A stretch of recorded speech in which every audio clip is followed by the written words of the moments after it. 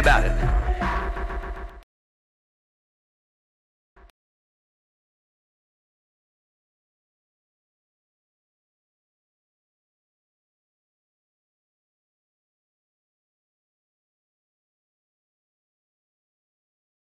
My name is Gopal Panday. I'm a resident of City of Long Branch, 141 Broadway, and we have owned and operated a business at this location for the last 23 years.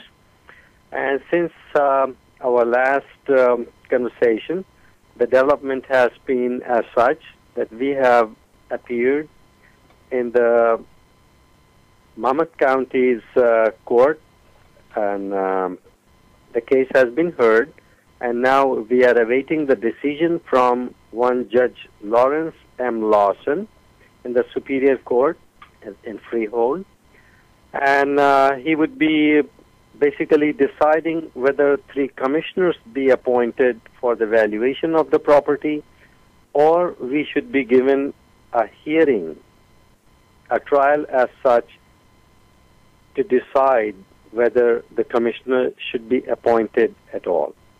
So we haven't, this case was heard almost 3 weeks now. We haven't heard back. We are awaiting the decision.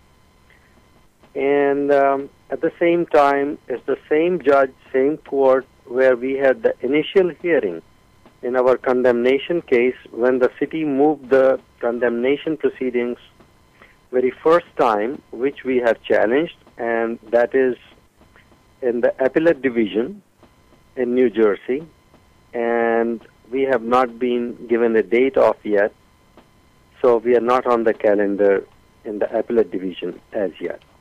But there is another case which is from my own area and arising from the same development plan, and this area which is being condemned by the city is by the waterfront and is collectively known as Metotsa, M-T-O-T-S-A, acronym for certain streets which encompass the area, which has something like 28 houses, I believe, residential setup. And that case is being heard in the appellate division, the same place for we are awaiting a date to be heard, and this case from Metotsa would be heard on 14th of April, as I best to my knowledge. So probably Judge Lawson is, I'm speculating here that probably Judge Lawson is awaiting to hear what the appellate division has to say and decide, and probably then he would move on. Because what has happened in the interim since we spoke last, Daryl, is that there are 2 cases at least have been decided, one in the Superior Court, where the processing of the properties which would go through condemnation, the process, the mechanism as such has been addressed, meaning that how the property owners should be advised in writing and very clearly as what is the threat to their properties if the development plan proposed goes through. If that has not been done, then the city is in violation. That is not a proper proceeding, and a condemnation can be challenged. And there's been another case which is in the first case I mentioned just now, that is in Paulsboro, the city of Paulsboro. And the second case which has been decided in the appellate division, the previous one was in the Supreme Court of New Jersey, and the second case is it's known as Harrison versus Amaral Auto Body Parts, or Auto Body it is, I think. And in this situation, the city has already demolished the building of Amaral Auto Body, and they have been moved from there forcibly. They are in another new location which they found on their own. But the judges, in that case, a panel of 3 judges have decided that it was done illegally, and hence they have to be compensated now, because there's already a building existing on the building has come about on their property. So that's how it stands at the moment. And we are very eagerly awaiting what we hear from Judge Lawson's court. Now, can you tell me a little bit about what you know about this Judge Lawrence M. Lawson? Well, he's a Superior Court judge, senior judge, and he has been on the bench for a long, long time. He's one of the senior judges in the county, and he is hearing all these cases. The Metocha case was initially heard by him, and the decision was rendered in favor of the city of Long Branch. And similarly, our case was heard by the same judge, and the decision was rendered against us in favor of the city. And all the other litigants who are with me, actually, one Dr. Carlos Rivera and the church involved, where I know Reverend Kevin Brown, who happens to be pleading the case, or rather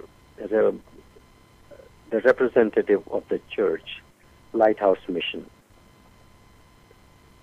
Well, I'm looking at this this article out of the newspaper, and I'm just literally I'm not shocked, because it's hard to shock me at this stage of the game, but I am literally disappointed at the looks on this judge's face.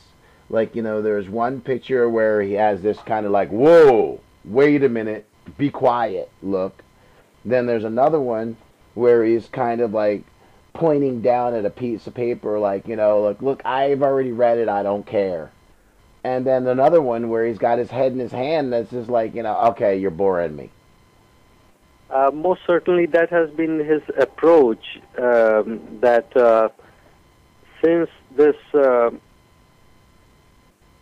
development plan, which was basically perceived almost, or rather concocted by the city authorities almost 10 years back. And there was literally very confusing and misleading information was given, which has been a general consensus of all the parties which are in litigation with the city. At no point in time we were told, and I know myself personally, that we were never told that that this development would mean that you will be out of this place and your property is going to be taken under eminent domain.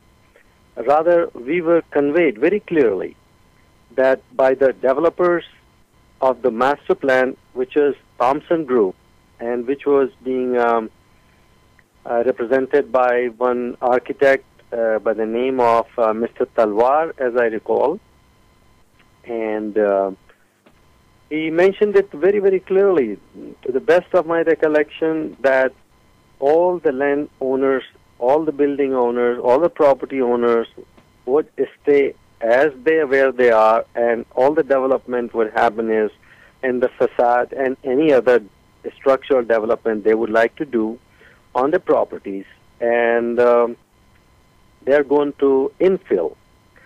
The developer, whoever comes about, if at all, they would fill in the gaps, meaning if there's an empty lot, if there's any dilapidated building, which would be taken by somebody else or the owners themselves, but it would be updated and brought to comply with the master plan. But somehow there has been a reversal of 180 degrees. As it is to your knowledge, there is another businessman right across from us, namely Saperstein Oil Paints, and they're in the paint selling business and home decor business. So basically it's a private party, and they have been designated developers for the area, and they have established an LLC a company known as Broadway Art Center, and which is these people started acquiring some of the properties under basically a threat that if the owners of the properties do not negotiate with them, they would eventually get the city to exercise eminent domain, and which actually they did with us because we refused to negotiate with them as such. At the same time, we did offer that we offered actually three scenarios for our compliance with the wishes of the city to develop this place and this part of the city, that we could develop our own four-story building on our existing 18,000 square feet of footprint. And we would do everything, whatever is required within the master plan. And the other was that in case we are getting in the way, we would be willing to relocate ourselves within the area and be given the same footing, same square footage, anywhere in the plan where they want to build this so-called Broadway Art Center. And we would bring about our project at that spot. And the third scenario we had offered was that they can build whatever they want to build on our square footage we own and bill us their cost plus 10-15% on a negotiated markup, and we'll pay for the construction cost. But none of them was palatable to them, and eventually they went to the city, and the city is pursuing us through eminent domain. So that's how it is. Now, the thing that now that brings us up to the present from the other interviews that we've done. I guess one of my main issues with this is that they're saying that the developer has already bought 55 out of the 58 lots. So were the other lots, we hadn't really talked about what the other lots were. Were like, how were the other lots used? Were they all just bombed out? Were they property that was left? Were they small business owners? Could you tell us about that a little bit? Yes. First, foremost, this information itself is misrepresentation of the fact. I know so because I happen to own 3 lots myself. So that could not be the case. Then there are 2 other parties within the suit with us, which is the Lighthouse Mission. That's another lot. So that goes 4. And then there's another Dr. Carlos Rivera, who happens to be in the litigation with us, who are challenging the city. And so that's 5 lots right there. But the rationale itself is flawed, that in spite of the fact the buildings are non-condemnable, they are in perfectly good shape, they are operating businesses, so they do not qualify for just being demolished according to the existing rulings of the Appellate Division and the Supreme Court of New Jersey. But the other fact remains that the owners themselves have, either by falsifying the information or threatening the existing tenants in different buildings, they went to them and told them that this area is going to be eminent domain and you would not have a place for business here. So you need to relocate. And they literally scared the hell out of them. So I know this personally, at least 2 tenants, 2 people, 2 businesses in this area who came to me for advice and help, but they eventually decided they just much rather just move away. So systematically they have been able to literally kill this area, or they are killing, in the process of killing this area, which is thriving and coming about on its own. Now can you spell out what the other, like, give a snapshot of the area for somebody who doesn't know, like these other 55 lots, quote unquote, that they state in this article, what were those lots? Most of these lots they're referring to, which is owned by themselves, and then there are, I think, around 15 or 18 lots which have been bought um, either by hook or by crook.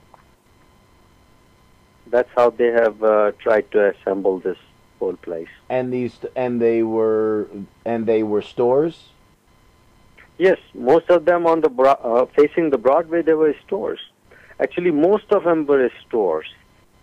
This area we're talking about is two blocks on one block on either side of the business district road, which is known as Broadway, between Second Avenue and Memorial. And if I were to give you the yardage, I would say about 1,000 meters between the two roads and extending to almost 900 meters on either side of the main road. Mm. So that's a sizable area, and basically one whole block in length and one whole block in depth on either side of the business district road known as Broadway. This is the main artery going right through the town. Now,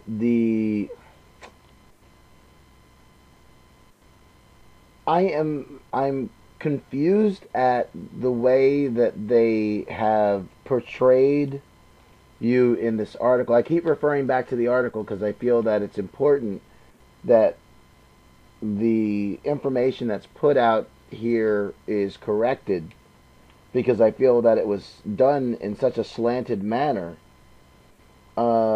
Firstly, can you just talk about what it was like when you saw the article come out, and what newspaper it was, what it was like when you picked it up, that kind of thing? Well, my first reaction was that, oh, it is just about a slanted version of whatever has happened from the, specifically speaking, Asbury Park Press, which is the local newspaper, and the particular reporter, Carol Gorga Williams, as such. Her reporting was so norm to us that, like, it went through our scrutiny as, well, this is business as usual. And she is all the time referring to the people who are rightful owners of the properties, and they want to develop their own properties as holdouts. And I've always, I've been all along this journey been very, very curious of this concocted term of holdouts. Like, we are people who are here for almost, myself, 23 years. Church has been in this area for good 14 years. Doctor has been practicing for almost 14, 15 years. He has some 8,000 odd patients being serviced. A lot of his work is with the Hispanic community who cannot afford to pay the doctor, and he does it on literally charitable basis. So to call these businesses and these people holdouts is absolutely amazing.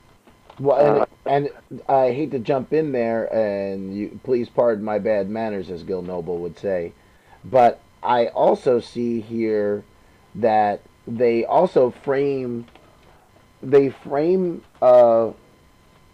three quote holdouts also as self-interested, as if someone who purchased property, who owns their property, who is managing a business or an operation of any sort, the idea that they would like to keep property that they did not want to sell, that they're being seen as self-interested, How do you feel about that? Like when you read this article and you saw that they were referring to you as self-interested people that were in the way of the development, like, and that you could actually ruin the plan because they have secured money, but if with all the money that they put into this, you're going to stand in their way. How do you feel about that?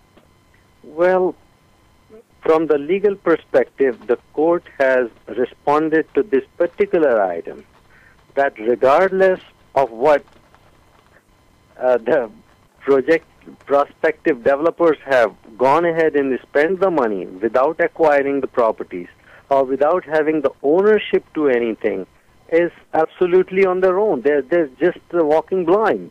So it is up to them. That just cannot be held against the property owners.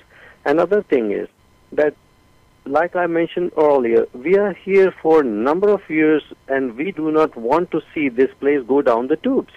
We are all for development. So that's not the case that we do not want the development. We want to be within the development. And all along, these people, when I say these people, I mean the municipal officers, the mayor and the council, except for one councilman, Brian Unger, who is opposing the eminent domain. And as a matter of fact, he is tomorrow's council meeting.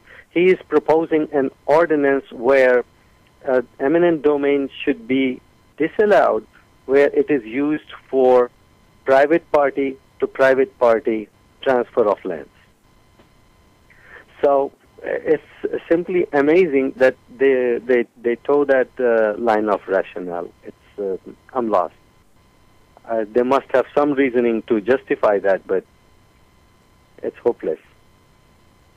Right. Well, now they list you as Gopal and Davita Panday. Is Davita your wife? Yeah, her name is. They take the liberty of misspelling her name. Her name is Kavita, K as in kite. Kavita. Kavita. Kavita. Yeah. So, and they called her Davita Panday. Right. Yeah. They couldn't be bothered. They couldn't be bothered to know the people. They just want to write some story. Right. So not only did they get that it's factually incorrect about the idea of that 58 lots, they have acquired 55 of the 58 lots, because since there's 5 lots in question. Yep, that's incorrect. So obviously that's incorrect.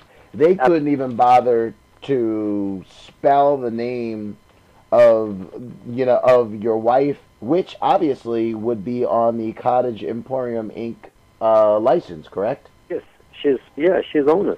So in other words, like they could have easily looked just at the license alone, which I'm sure they had access to since it's public information, since it's public knowledge, that they could have gotten that right. So now, because obviously other people that are looking at this story, they read this and they see eminent domain all the time, and I'm sure that there's a lot of people who say, look, you're just getting in the way of progress and so on. Well, in the name of Long Branch's progress, quote unquote, what would this mean to you if they took your place tomorrow?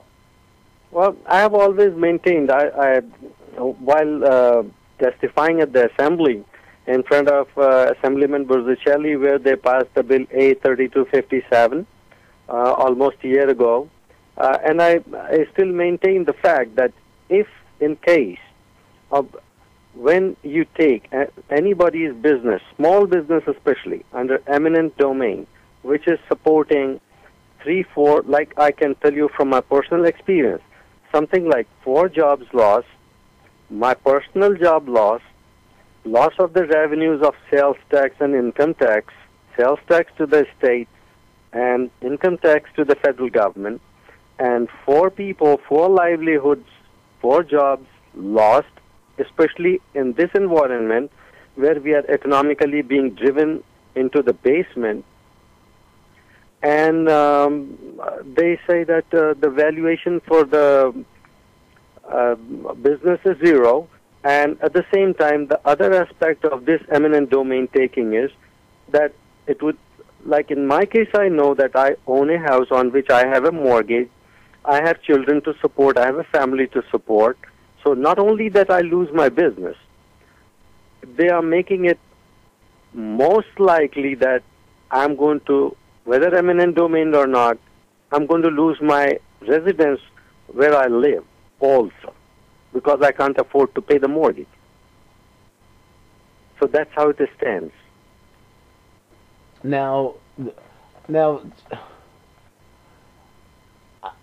I mean, now some people would say, now I'll just play devil's advocate so that way you can tell exactly where you're at. Now, some people would say, why don't you just take the money? Why don't you just take whatever money they offer you so that way you don't just lose everything? What would you say to that? Well, if anybody is at all has any familiarity with the compensation part of it, without my case in question, it has been established they normally start out from offering dime for a dollar valuation. Literally dime for a dollar valuation of the property. So where they're going to put up multi-million-dollar and hundreds of thousands of dollars of cash revenue being generated on a monthly basis, they want to just somehow shake loose the rightful owners from their properties, snatch it from their hand, and just relieve them of all the equity these property owners have. Mm. So whatever you work for all your life could be snatched away from your hand in a snap. Right. So I mean, since you currently own 3 lots that are 2 blocks away from the Atlantic Ocean, for God's sakes. Correct. In an area that they originally told you that was going to be developed, so right. That way you would actually see a benefit. Right. Which is why everyone originally went along with the development plan to start with. Correct. Okay, so... But you cannot be the part of it anymore. All of a sudden, the game is different. We thought that we are going to be playing ice hockey here, but they started football. Jesus Christ. You know, there has to be... Now, since we're seeing this kind of development issue where there's conflicts of interest and that there are situations where it's very clear that the people who originally told you... As a matter of fact, let's kind of back up a second. Who were the people that originally told you that this was going to benefit you? Well, that's been literally told to us by the developers. One or two meetings we have had that we are going to very benefit all around from it when they bring us back as tenants, if they will. And the tenancy here, they're suggesting, would cost us the place we own, and we are offering to build our own building on, which is all paid for. They want us to come back as renters after they would give us a white box, meaning 4 walls, and I have to come bring in my own light bulbs and put the shelving, furnish the store and everything, and they would charge us $28 per square foot. So wait a minute. What they've been discussing. So wait a minute. So they literally want to take property that you already own, exactly, and they want to turn you into renters? Exactly. At $28 a square foot? $28 per square foot. That has been the latest offer from them. The last conversation we have had with them was $28 per square foot, and they would acquire the building and all the other land we own for literally literally at 20. I had figured something like 28% of the assessed value, like from outside assessors, Mm. from independent assessors, which we tried to establish the value of the property, and that's what they want to offer. Now, I mean, how is it legal? How could it be legal at all to take someone's property and then turn, like, once someone owns their home, they're led to believe that, like, now I own it, like you own your car Yes, or whatever. Now, if you own your car, you've made all your payments on your car. right. w- Well, The idea that somebody could just walk in and take it from you? what has happened is, Daryl, that actually the property rights are protected under our constitution. But there was a latest case, if I may take back to you, it's known as Kelo case, and where the Supreme Court of United States of America, that got debated there, and there's a clause in that which says, particular word is, the property can be taken by any level of government for the public use. But that particular phrase has been substituted by a decision which came at the Supreme Court level 5-4, meaning only one, there is a panel of 9 judges and 9 justices, and the decision got swayed by one vote, and where they were able to somehow substitute the public use, which is like the land being taken to be for the construction of a bridge, extending of a road, putting a post office or a school or something of that nature, which would be used by public at large to public purpose.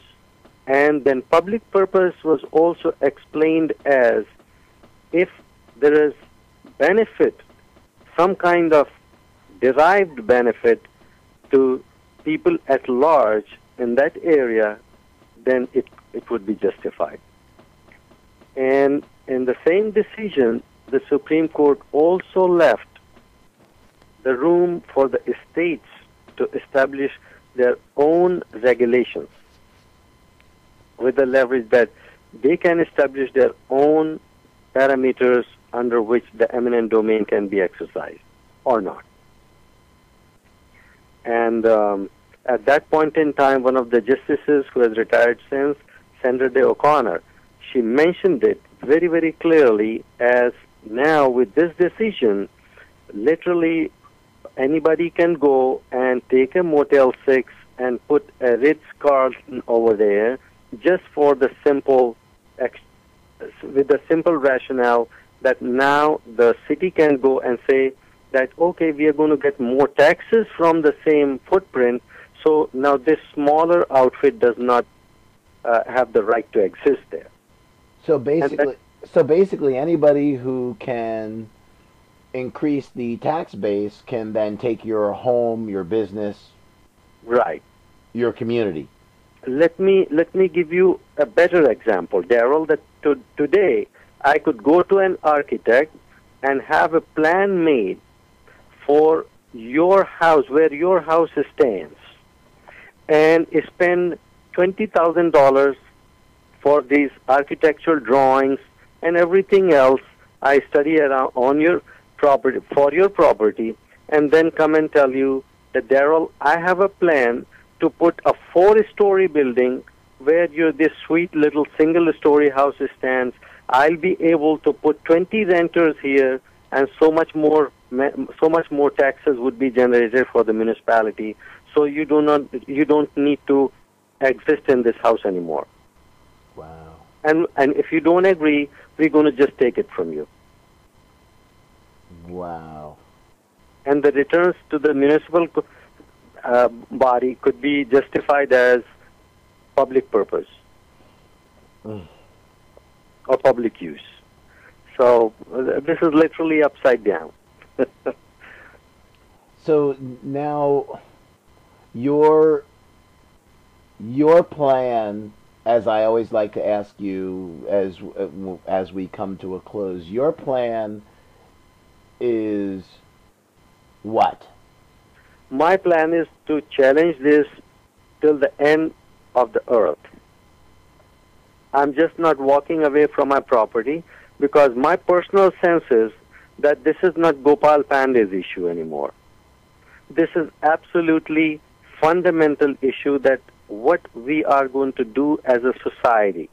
Are we going to live like this or we are not? So my sense is that this is a very fundamental rights which have been guaranteed to us through Constitution, that the place you make your home, it's your home and nobody can take it from you. The business you build on your land is your business, nobody can take it from you. If there is a scenario where they're going to build a road through, if there is a scenario where they're going to put a bridge through, and there'll be benefit to public at large, then of course, I'd be more than, and actually as a matter of fact, I have done so. I have given out a sizable piece of land right in front of my house where I live in Freehold, city of Freehold in Monmouth County, and I accepted the compensation. You'll laugh if I told you the going rate at for the property there is $50,000 per acre, and I lost, or I gave up, almost 15 to 18 feet, I think it was, 18 feet wide and 120 feet right across in front of my property to the city for $325 as compensation. No. $325. But the only difference was this was for widening of the road. Mm. And all I asked in return was that my driveway should be such that the water flow from the street does not happen to end up on my property. Mm-hmm. And they fix it. So I'm not against. I understand the concept of eminent domain being used for a public purpose. But this is absolutely confusing, that somebody could come and take your established business where there is no public use, no public, whatever purpose you want to say. One, here, simply put, they are taking or trying to take a private property and hand it over to another private property, a private party, and they are going to just put up another business like which I can, and I'm offering to, and they're calling me a holdout. They're calling me a roadblock, and not just me, all three of us. Dr. Rivera, he's volunteering. I have already presented plans to the city, what I'm going to put up here. But they don't want to have any of that. They don't want to have none of that. All the city officials' intention is just to take the property and hand it over. Yeah, there's a quote that I'm pulling from this article where they said that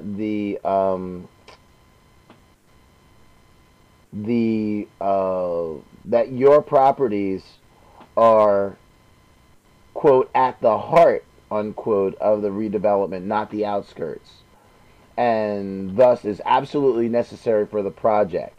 And then they say it defies logic to say that those two buildings wouldn't be needed. Now, what do you have to say about that? Well, the rationale is, if this is the heart of the project, then why it's not important for me? Mm. Why it's not important for me? Especially when I want to put something which would be in concurrence with the master plan. It would meet all the requirements of the master plan. City wants to introduce a community economic development here.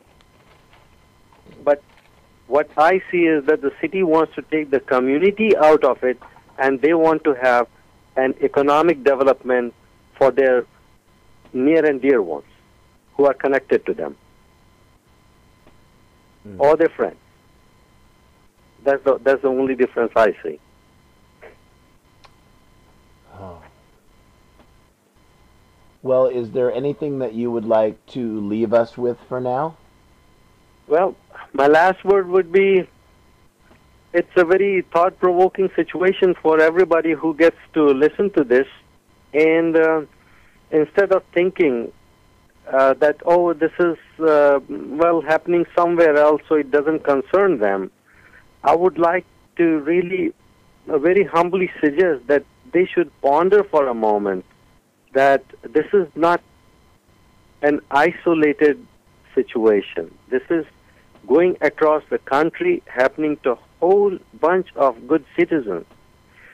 Are we going to live like that, or do we want to live like that, where somebody or some level of government can just come and take your property, the business, or your home, what you have worked for all your life, and you think it's own, all of a sudden you find yourself a renter there, or nothing at all. Somebody comes around and gives you 1/10 of the value and says, okay, go find your place. So if you do not agree with the way, please, first foremost, do research a little bit. Do research a little bit how things are happening in the country under the name of economic development, and how this eminent domain law, perfectly fine law, is being abused to the fullest by the local governments, state governments. And if you concur with me in this thinking, please contact your representative, contact your congressman, contact your assemblyman, write them, let them send them emails, and let them know how you feel about it. Well, I thank you so much, and as we said, that we will follow you for the years to come, because we want to make sure that whatever happens in a situation, that the three of you, that your stories don't just fade into the distance, where, because as Orwell said, the history was erased and then the eraser was forgotten. I much appreciate your taking time out for us and bringing this whole situation and light of the day, because most of these things happen literally in the dark. Nobody gets to know other than the people who are getting hurt by such maneuvers by the municipal corporations, municipal bodies all across our country. And like I said, I thank you for your interest, taking interest in this issue. And I personally think it's very vital for our social existence. Otherwise we would really end up like any other communist country, where the state owns everything. What's the difference? Right. What's the difference whether the state owns it or the developers in the name of the state take it? Absolutely. And like I said, thank you so very much.